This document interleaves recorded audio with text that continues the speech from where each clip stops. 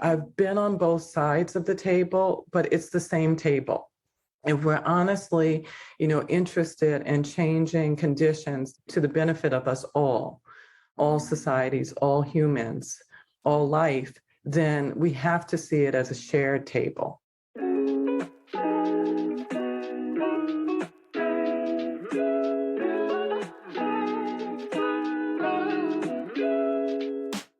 It's easy to say the nonprofit sector is broken. Less easy is saying how we're going to fix it. Welcome to What Donors Want, a podcast by IG Advisors, where we speak with brilliant people to reimagine the future of social impact. In this fourth season, we'll be switching things up a bit and diving into what we all want, including and beyond donors. I'm Rachel Stephenson Sheff, IG's Managing Director, and we're a strategy consultancy specializing in social and environmental change. This podcast is part of our mission to fix the flow of resources for good. Welcome back to What Donors Want. I'm Rachel, the host of the show, and today I'm thrilled to be sharing a conversation that we had with Roz Lee, all about feminist fundraising. It truly was an incredible conversation. I think by the end of it, we were just stunned and so moved by what she had to say. And yes, fundraising was the initial lens of the conversation, but trust me, it gets so much deeper than that. This is really a life lessons, how to live a good, meaningful, expansive, abundant, joyful life with Roz Lee featuring fundraising. So that is the rebrand of this episode. Roz is based in New York, so we did this recording over Zoom. And because of that, we actually invited our Fix the Flow fellows to listen in on the conversation and ask their own questions directly to Roz. So you'll hear their voices on the recording as well, in addition to Emily Collins-Ellis, who's our brilliant IG CEO, as she co-facilitated the interview with me.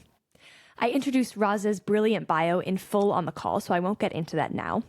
What I will say now, before we dive in, is a thank you and shout out to our official Season 4 sponsor, Siegel Family Foundation, whose generosity and partnership makes this all possible. Also want to send a thank you to our fantastic media partner, Alliance Magazine. Check out their website, alliancemagazine.org, and you can get 50% off an Alliance subscription by using the code WhatDonorsWant, all one word, at checkout. All right, on to the conversation with Roz. I know you're going to like this one.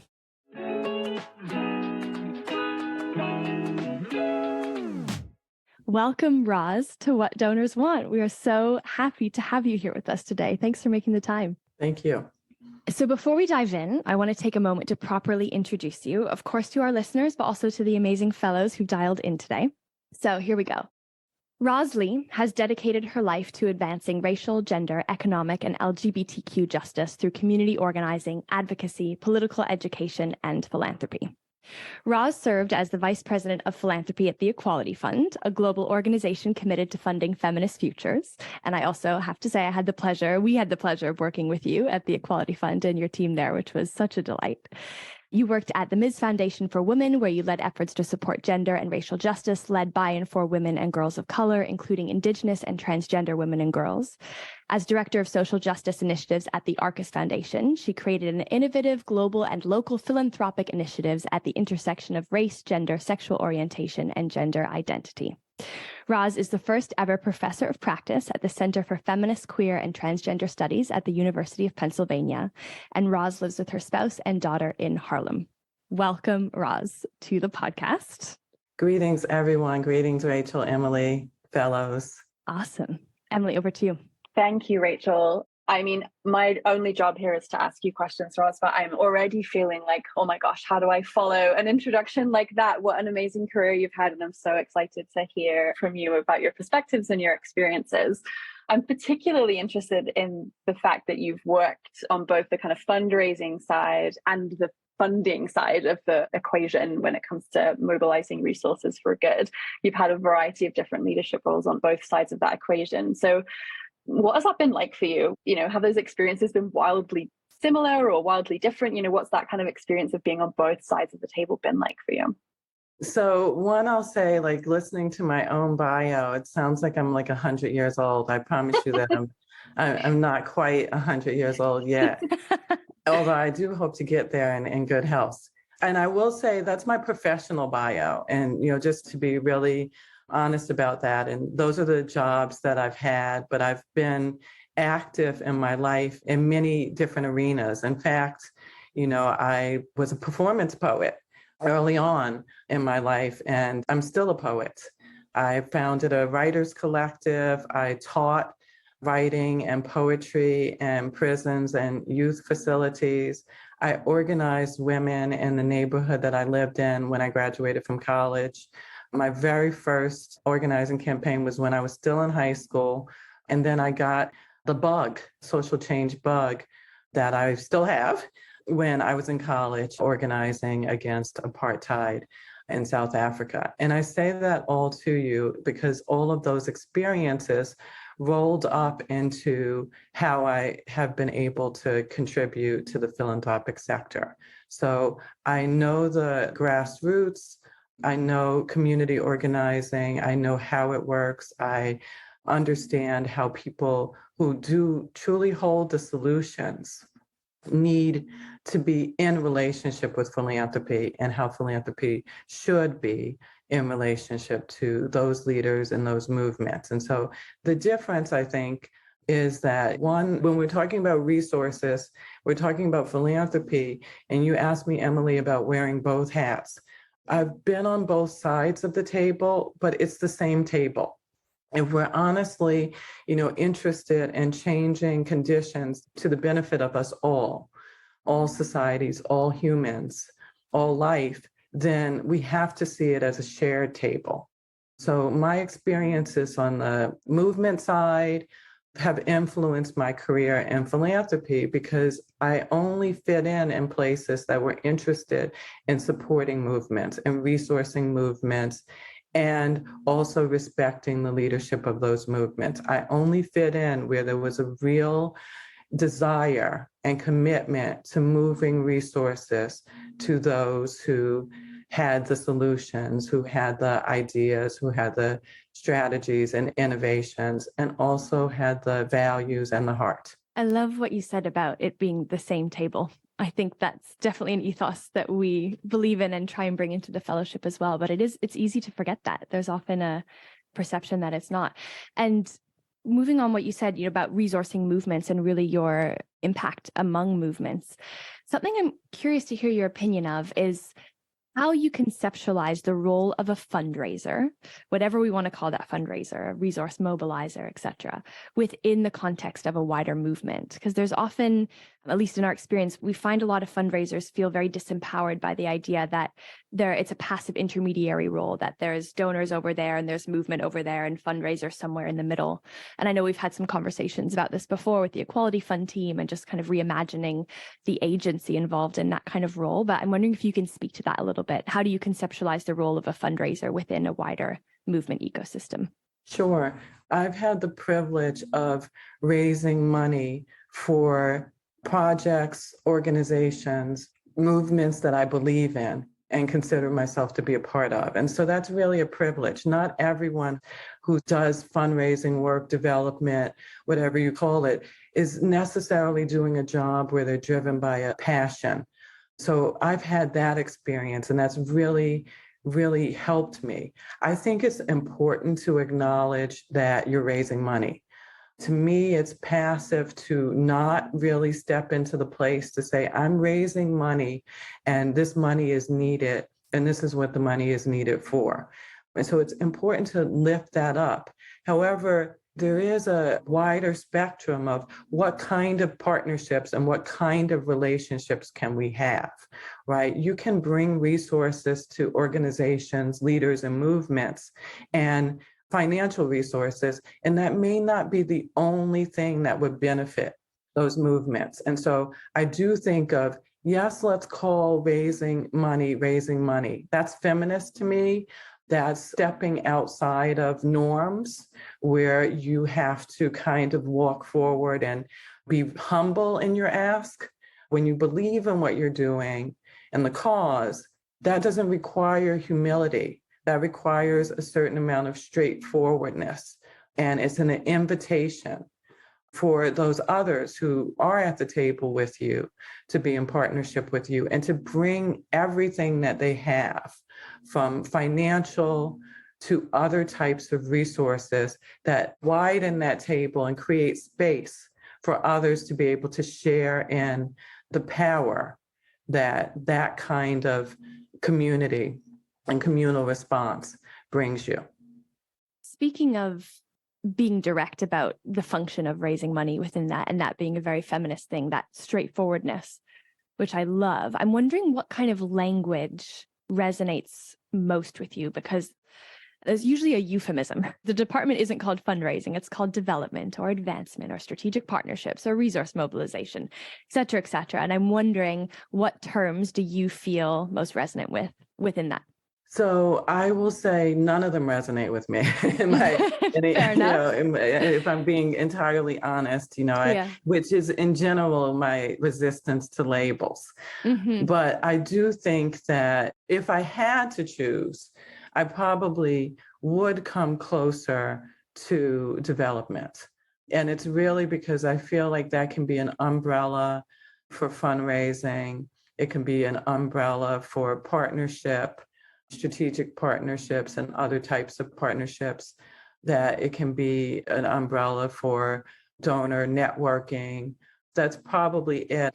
I would have said in the past that maybe resource mobilization was something that I felt was that kind of umbrella, but I no longer do, because I feel like that it just makes me like itch to hear resource mobilization. It's its own umbrella, but it's mysterious what is under that umbrella for me. That's just my personal take. Yeah, makes sense. It really evokes quite a militaristic kind of sense for me as well, the kind of idea of mobilizing, less of a natural metaphor. Emily, I agree with you. And I think language, it matters. And especially since we haven't been able to get rid of war as humans. And so we know that these are the terms that were often used. I've been deeply influenced by others. And so while I was at the Equality Fund with Erin, hey, Erin, and we had an opportunity to do a program with the Nobel laureate, Graça Machel.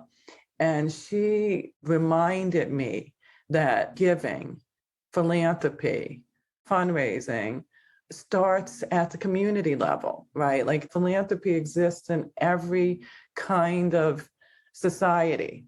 And yet we've made it seem like it only is something that comes from people who have incredible wealth, financial wealth. Mm-hmm. But communities have so many different forms of wealth that it's discounted.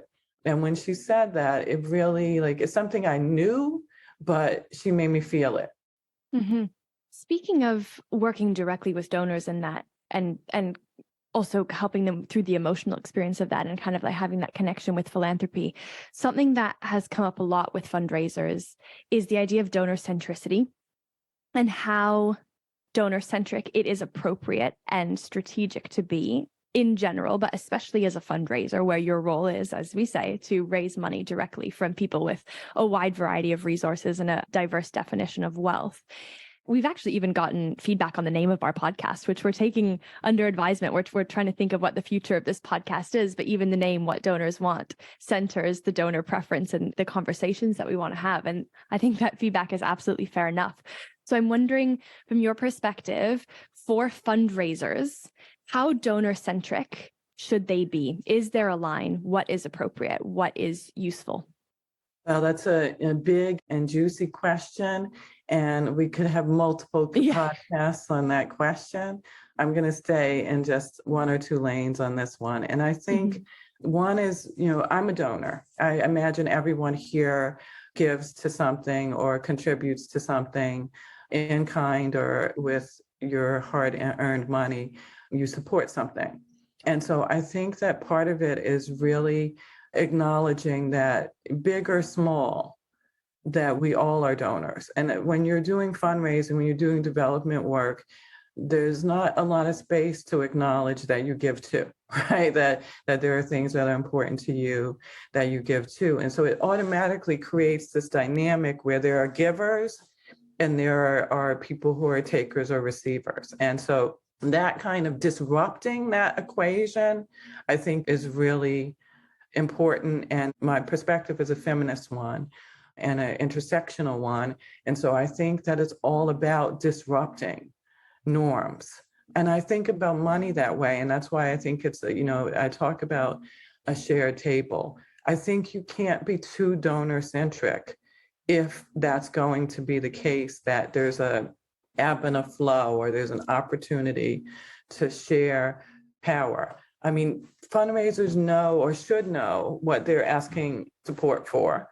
And donors should know that there's a lot that they don't know about what they're seeking to support. So there should be much more of a balance in that relationship. And then the last thing I'll say about it is, I'm not suggesting that donors are ignored, right? But I don't think they should be deified, and especially donors who have a lot of wealth, a lot to contribute, because there was a cost to that. There was some kind of suffering in order for you to have that amount of wealth. And that doesn't mean that, and this is a critical analysis, but I'm not being necessarily negatively critical of people who have accumulated wealth. I will say that that means that there's a responsibility that comes with that also. And because of that, there should be a tremendous amount of respect for fundraisers and development people that you're engaging and you want to be in relationship with, that it is the responsibility of donors to step forward with a great deal more humility than they may have done in the past or may believe they need to. That to whom much is given comes a great deal of responsibility. This podcast is made possible by Seagull Family Foundation. We are building an extensive network of extraordinary people, positively transforming lives and communities across Africa. Whether you're a dreamer, funder, leader, or visionary, our network can help you make the greatest impact. To learn more, visit www.seagullfamilyfoundation.org or contact us at info@seagullfamilyfoundation.org. I think some of the power analysis, the critical analysis you're bringing in, it's so useful to hear you bring kind of a feminist analysis into lots of things already, the values that you're bringing, but also the behaviors that you think should be centered, the way you relationship to language and how that sits with you and your feminist principles. And something that we talk about a lot is how, you don't have to be fundraising for something that's explicitly a feminist cause or a feminist issue in order to bring feminism into your fundraising. And so I'm interested to hear from you. You've already given a few examples through your responses to the other questions, but what kind of mindsets and practices do you define as feminist fundraising? How can fundraisers bring their feminism into their work, no matter their cause area? Sure. Well, Emily, I'll say that some of the things that I believe and think about are not common practices, but, I hold out hope that they're becoming more and more frequent. I mean, we know that there are some things that we talk about in the philanthropic sector around, how we resource movements. So trying to be as unrestricted as possible. And so therefore trying to raise resources that don't have a lot of limitations, a lot of restrictions on them. Those kinds of things are starting to become more and more of a concept about how we think about giving back or contributing to. A big part of that is about contribution. That, when I think about donors and bringing in the humility, for example, is that there's a willingness for there to be a contribution made rather than full attribution. That here's what I did, right? Or here's what I want. The other thing, when I was saying that, I feel like some of the ideas that I'm laying on the table in this conversation that they're common is, for me, feminist means that you have the opportunity to do things differently. And we don't always take ourselves up on that in the sector, right? Because patriarchy is incredibly ingrained. It's ingrained in all of us. And so the idea of stepping out, of doing things the same way or very similar ways is very hard. So even all of the metrics we create for ourselves, how much money we need to raise to meet this threshold, how we have to explain how the money is spent to donors.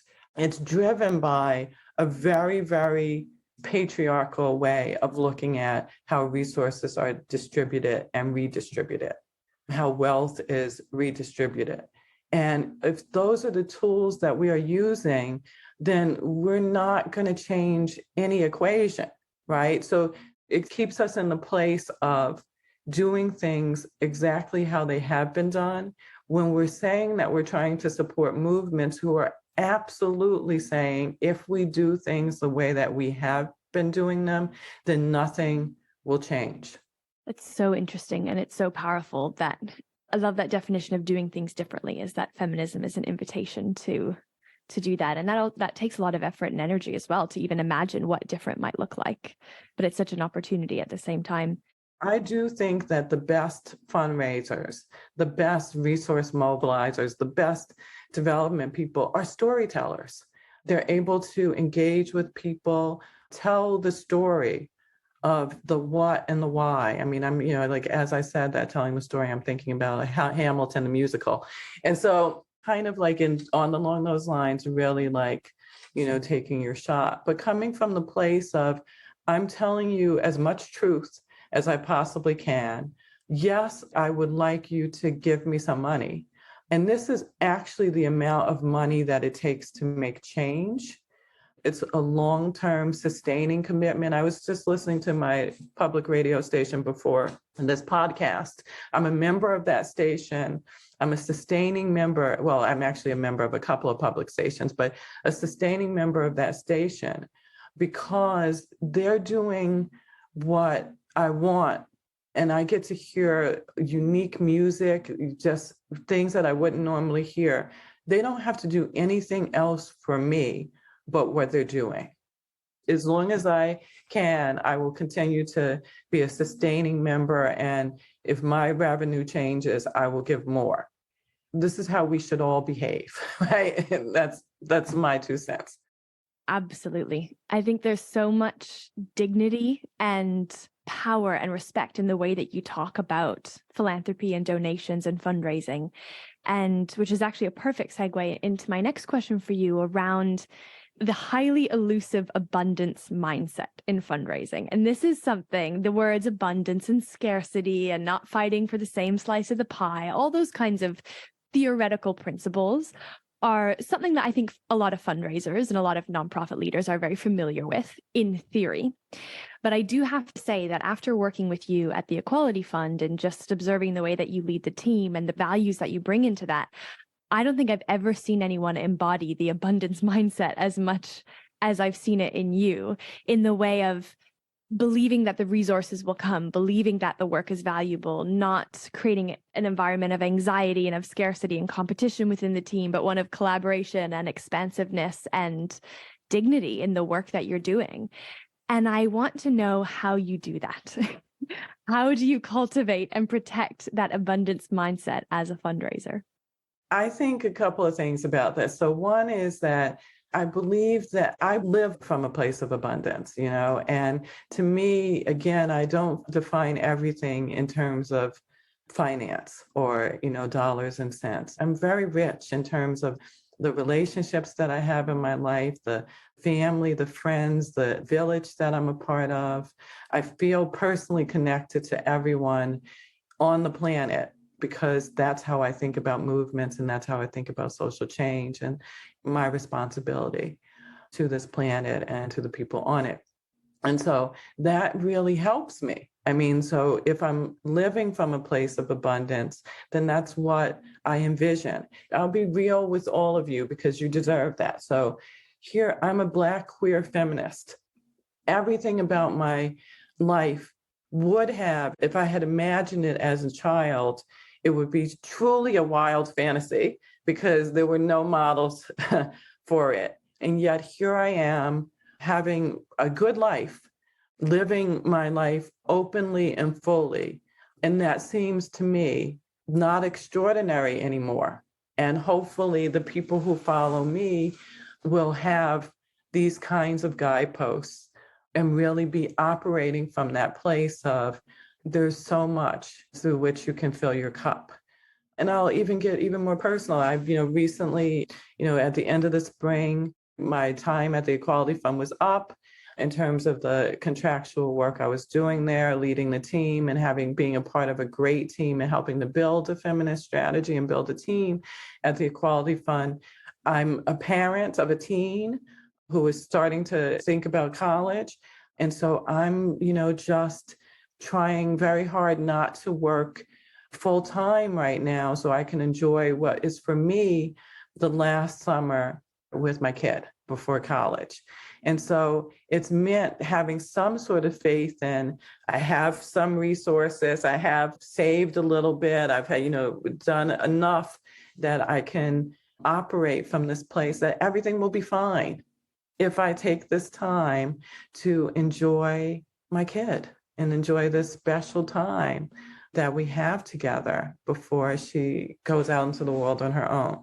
And I'm saying that from a very personal place because then it translates to, of course, I believe that there's a lot out there, right? Of course, I believe that there's more than enough for everyone.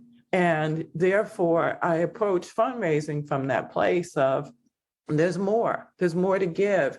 I'm still committed, even in taking this pause from full-time work. I've still give all the same donations that I've been giving. I'm still that sustaining donor, right? I'm still moving forward through my life as it will be okay. And I think in fundraising, the thing is that we think in such small windows that if we don't get it in this quarter, or if we don't get it in this fiscal year, then it's done.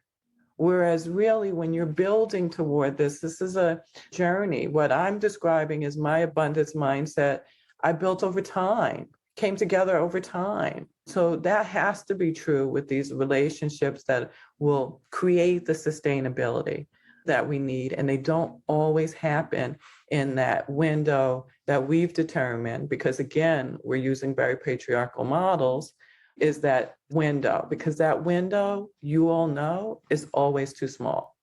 Absolutely. Thank you for sharing that. I think that's such a beautiful way to answer the question. And what I'm hearing is that it starts within yourself and it's a very personal thing. And then by extension, it appears in your professional life and in your fundraising practice. If you don't believe it, nobody else will. Yeah. Speaking of the fact that you cultivated that mindset over many years and you've built it up into this place where it's how you live your life in all of the different realms, personal and professional. I'm wondering what advice you would give to someone who's a little bit earlier on in their career and who's working in a fundraising team where they want to adopt that mindset. They don't want to be anxious every quarter, as you say, these small time windows that we've arbitrarily decided every goal should fit into. And perhaps that they have a boss, a leader of the fundraising team who doesn't have that mindset, who feels squashed between their CFO and the board and the targets that they didn't set, and they're anxious, and that anxiety can pass on to the teams, which is a very, very common thing in fundraising that we see and, contribute to the burnout and the turnover and everything. So I'm wondering what advice you would give to someone who wants to step into that abundance and into that slowness and that grace that you speak of, but who doesn't have the leadership support around them to do that. They need to influence. What would you say to them? Absolutely. Well, one is definitely being in spaces like this. It's very, very important to not be on your own and really create a circle of people. I mean, part of it, you heard me mention a village. I have mentors, I have people who I can have real talk with and be open to listening to them, even if they have harder things to say to me. But the bottom line is I'm in relationship with people, and that extends beyond people who do the kind of work that I do, right? So, because it can get kind of, monotonous if you're only talking to other fundraisers, because you kind of just vent and complain rather than expand the dialogue. The other thing is around this kind of operating from a place of abundance, which I highly recommend because it's given me a very, very satisfying and happy life, is to start sooner. You've heard my resume, so I've done a lot of things, but I actually, in terms of like climbing a ladder or doing anything like that, stopped doing that at a much earlier age. I was fortunate to fall into these positions, but you don't see CEO on my resume because I was never interested in being a CEO, even though I've been recruited to be one. And so there were things that I chose, right, that were significant to me. And so that's important too, that it may be a goal for some of you to be a development director or a CEO. There's nothing wrong with that, but you should have a sense of like, what is what do I want for my whole life? Because there is only one life. You don't get to later on say, okay, I'm going to go back and do these other things that were really important to me. So you're definitely hearing that from me. I also operate from a place without fear. And I say that because you can use words like courage and bravery, but the thing I feel most proud of is not living in a fearful way. That's made me capable of, and sometimes, more often than not in a professional setting, I try to be diplomatic about it, but I'm willing to challenge ideas, put ideas forward. And I'm also willing to support ideas that maybe are not always the most popular ideas, just because I'm, infinitely curious. And I believe that if you are going to do things differently, you have to try some things. And that means also how you lead. My greatest success comes in other people that are on my team, seeing themselves as leaders, wanting to grow, feeling heard and valued and respected. And so it's like, as corny as it is, it's really believing in yourself and the values that you bring. My number one value is kindness. And early in my career, somebody gave me the advice that, that was too soft. And that was bad advice. So I just kept moving forward. I'm like, that's your opinion, not mine. And it has served me really well throughout my professional life because I haven't ever had to make a choice to be unkind. I just want to call something brilliant out in what you're saying, which really resonates with me and I think will resonate with a lot of listeners, which is the opportunity to be in alignment and be with integrity when doing fundraising as a practice, because I think so many of us get into this type of work because we want to do good in the world. We want to feel a sense of purpose and be aligned with our values. And then there are so many structures and hierarchies and processes and capitalist structures and finance that get placed on that actually lead to us to feel a real big sense of tension between who we are as people, our why for doing what we do, and what it actually takes to be successful in fundraising or doing the work of fundraising. And there's so much of what you just said, which is not just about this kind of abundance mindset and kind of influencing for that, but actually truly answering, like, why are you doing what you're doing? What do you want to contribute to the world? What do you want your life to be like? And then thinking just practically how that can actually be demonstrated logistically in your employment and the way that you kind of show up and collaborate with colleagues and think about where you want to work and how you want to pay your bills, that kind of question. And I think being able to bring those kind of big philosophical points down to the more personal and logistic is actually really, really powerful, and something that it's not always accessible for us as fundraisers, especially as we get more senior, or we're kind of we're climbing the ladder, as you put it. And maybe we want that, but also there's a lot of kind of pressure to be in silos and to kind of climb and to get the next target and get the next promotion. And I think there's just so much choice and freedom in what you just described that might lead us to exactly the same place. But when we get there, we'll feel like we've done it in alignment with our values rather than just kind of being caught up in forces that are beyond our control. Absolutely. It's sometimes giving yourself the permission to say no to something. And we're all on our own journey, but it is a journey. It never stops being a journey. Like one of my favorite playwrights, August Wilson, in his play, The Gem of the Ocean, one of the characters said, I'm paraphrasing, but on the path to, seeking freedom, trying to get to freedom. And, when I got to the place, I realized that it wasn't a destination, but a journey. And I think those are the types of things that guide me. And just, knowing that, having an activist background, there's always been something in my life that was going to happen beyond my life that might not completely be achieved in my lifetime, but that I wanted to contribute to. Wow, Roz, thank you so much. I think we need another podcast called Life Lessons with Roz Lee. This is so deeper and so much further beyond fundraising. But of course, it ties back to it because it becomes a manifestation of everything we're talking about. But I just can't thank you enough for sharing all of that and for always being so generous with your story and showing up as a personal and a professional human in the same breath. I think that's so powerful. I think that's so feminist. So my goodness, we could talk forever. I do want to make sure that we give fellows a chance to ask you their questions. So I think let's take about 10 minutes for this, and then we can transition into wrapping this up because we want to respect Roz's time. But over to you, fellows. What questions do you have? Hi everyone. I'm Anna. I work with UK Youth, and it took me a second to formulate anything because I think I'm just very stunned. Like, this is absolutely amazing to hear.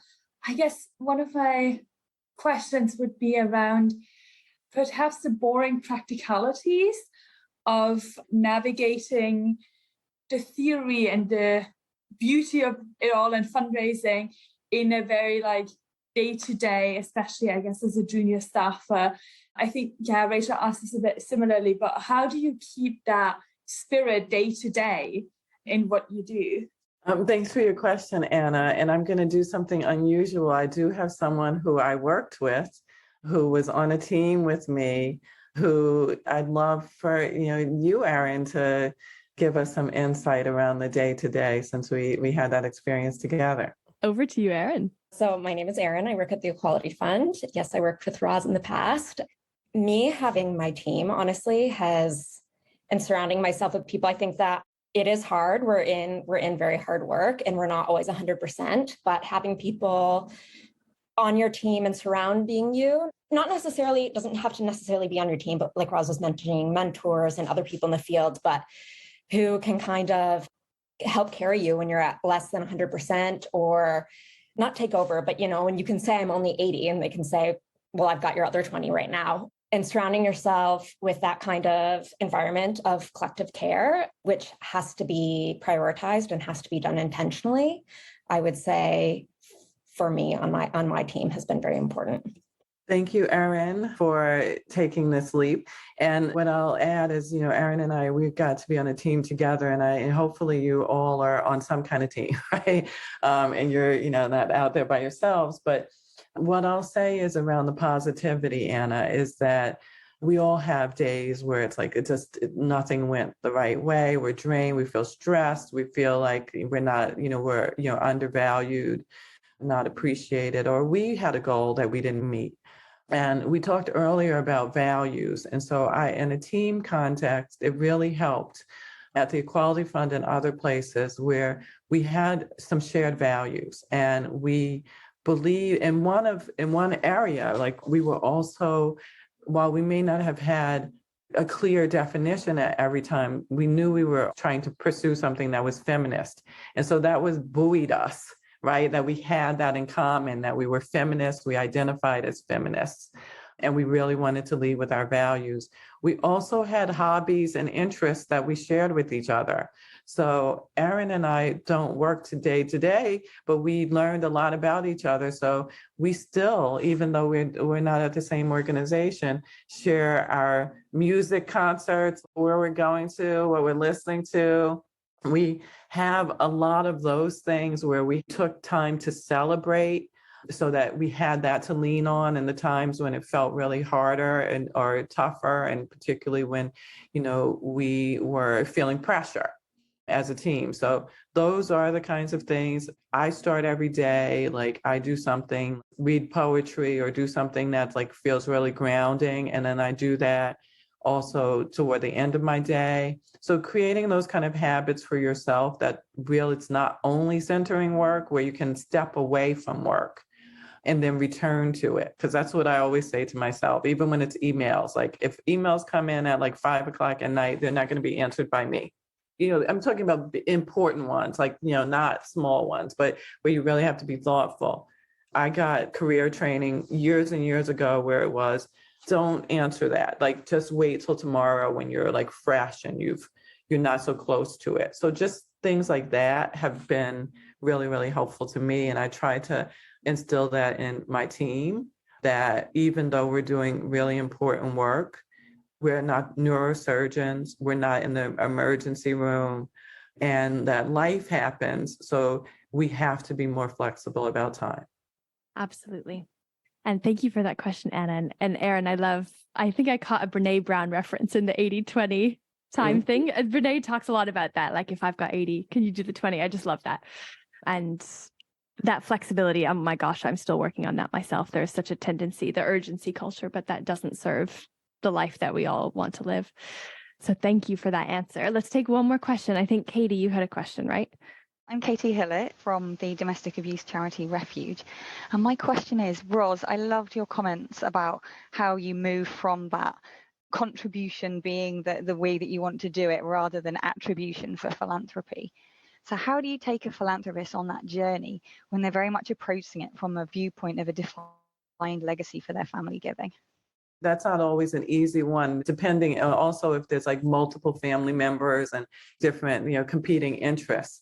But I do think it is about a journey. Like the greatest successes that I've had is really creating a dialogue where people have to interrogate together what legacy means.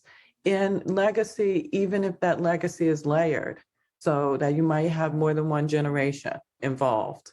So how do we get to this place where we all feel like this is something that belongs to us, and we're all also recognizing that we may have different perspectives based on generations or something else, like, it could be gender or race or ethnicity. But those are the kinds of things that you really want to be able to have a conversation with.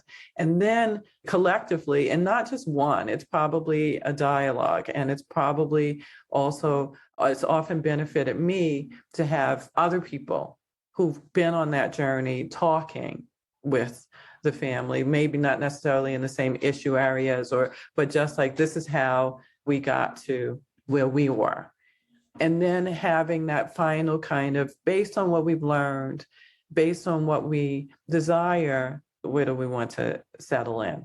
And that to me is like, there's no way around that, because otherwise there'll always be friction between who had the loudest voice or, who had the longest tenure, until you make it a collective process. And lastly, that it should be fluid, because my experience with families is that they don't always have a lot of time in a short window. So how do you stretch it out so that they can have these dialogues, ideally in a relaxed atmosphere? Thank you. That's so helpful. And I think it's really useful to understand as well where we see those like beacons of like feminist philanthropy who are doing it in ways that really work for organizations and really work for societies, and how we can share that voice more widely, and that it's not just coming from the organizations. Absolutely. And, Kate, last thing to that, and when I was saying ideally in a relaxed atmosphere, I'm really saying that it shouldn't be Zoom and it shouldn't be like a stuffy conference room, because that will automatically limit how people are thinking and engaging. It'll make them feel like they are in a box, and you don't want that. Absolutely. I think that value of, again, this abundance, this spaciousness and slowness it's coming through in all of your answers. And I completely agree. Like curating the right environment to go into the depth that you want to is very important. Oh my goodness, Roz. There's so many questions. I know I can see them coming through in the chat, but I want to be mindful of your time. So we will begin to wrap it up. But before we go, we do this with all of our guests, just to always bring all of these big theoretical conversations to conclude them on a very human note. It's very important to us to always do that. So we have some very, very serious questions for you that have nothing to do with fundraising or philanthropy. Emily and I will tag team them. Does that sound all right?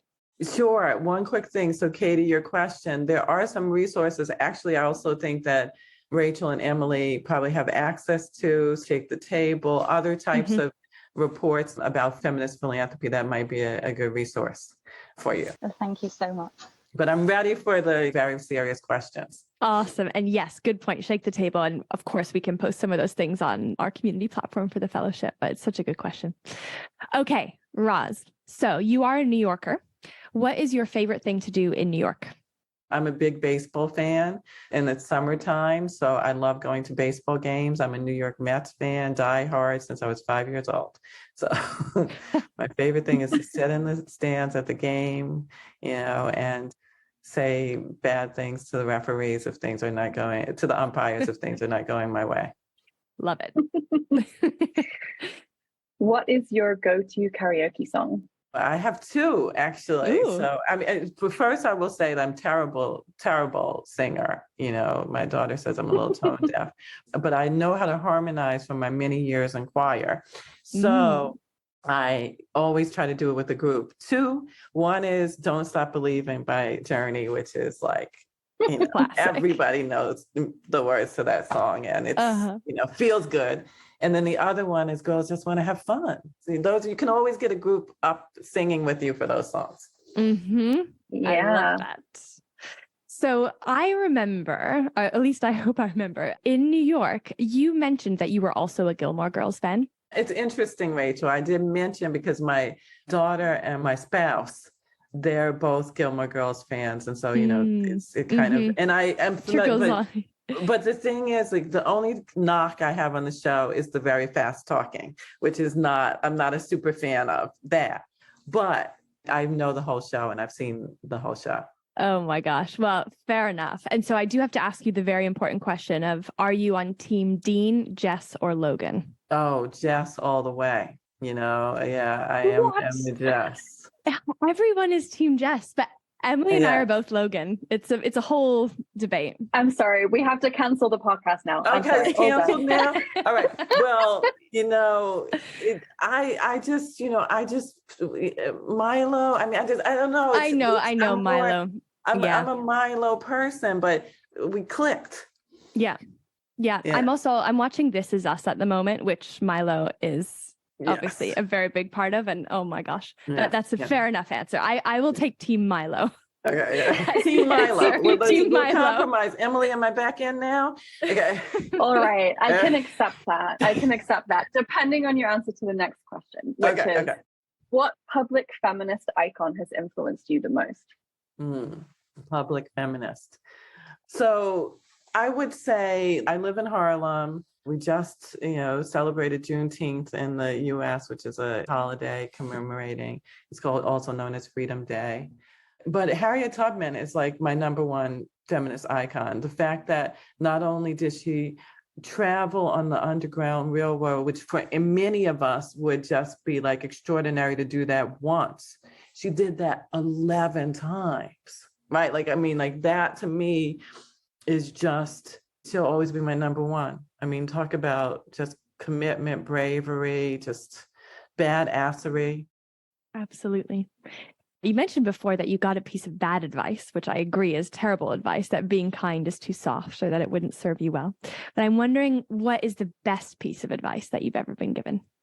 I'll admit that I've gotten many good pieces of advice, but in this moment, I'll share a very quick story, which is a few years back, maybe 5 or 6 years ago, I was talking with my family, my daughter and my partner, and we were talking about laughter. And they said, "You don't laugh enough." And I was talking about it, like, I was stunned. I was taken aback because I didn't think that was like, they're like, yeah, you could laugh more. You could laugh. I took their advice. I didn't know that was the case. But then when I heard it and resonated, I thought, well, maybe there's sometimes that I express more worry or concern or like have, and I'm not like showing what I feel inside, which is more joy than worry or concern. So that in this moment was some of the best advice I ever received, which was to laugh more. Oh, yes. I love that. Laughter is such a powerful force. We actually have someone on our team. She's not here at the moment, but she wrote her whole dissertation on laughter. We talk a lot about it with her and just the power of it. So fascinating. Wow, Roz. Okay, it is time for us to, unfortunately, pause this conversation. But the last thing I want to ask you is, if there's one thing that you want someone to take away from this conversation, what would that be? Well, to make sure that you are surrounding yourselves with people who not only care about you, but believe in you, believe in you, support you, will stand up for you, and who you will also stand up for. Beautiful. Thank you so much, Roz. Thank you for your time. Thank you for everything you do. And I know I can see in the comments, I can just feel it, that this was a really special conversation to have and to listen in on. So thank you so much for your time. Thank you, Rachel. Thank you, Emily. Thank you, everyone. It was a pleasure to talk with you.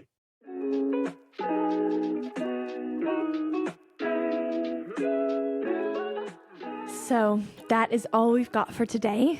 I think you will agree when I say that conversation was really one of my favorites that we've had on the podcast. I'm just so inspired by Roz's mindset in all elements of her life and the way that she brings that as a natural extension to her work. And as I said, I have worked with her directly. I've seen it in practice, and she really, really does practice what she preaches. And it's the kind of energy and it's the kind of leadership that we all need to be around more.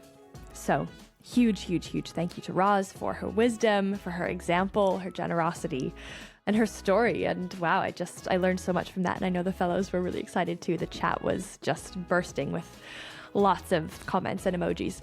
So more episodes are coming soon. We've got some really, really interesting ones in the pipeline being recorded. And in the meantime, you know where to find us. We're at Twitter, IG_advisors. Our website is impactandgrowth.com.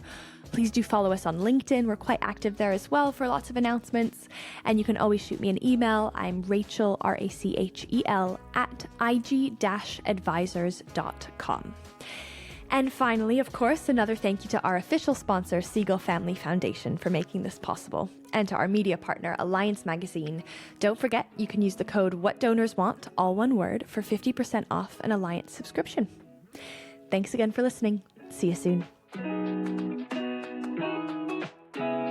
This podcast was produced by myself, Rachel Stephenson Sheff, Esther Kavor, and the team at Scrubcast. Shout out to Dave and Tim.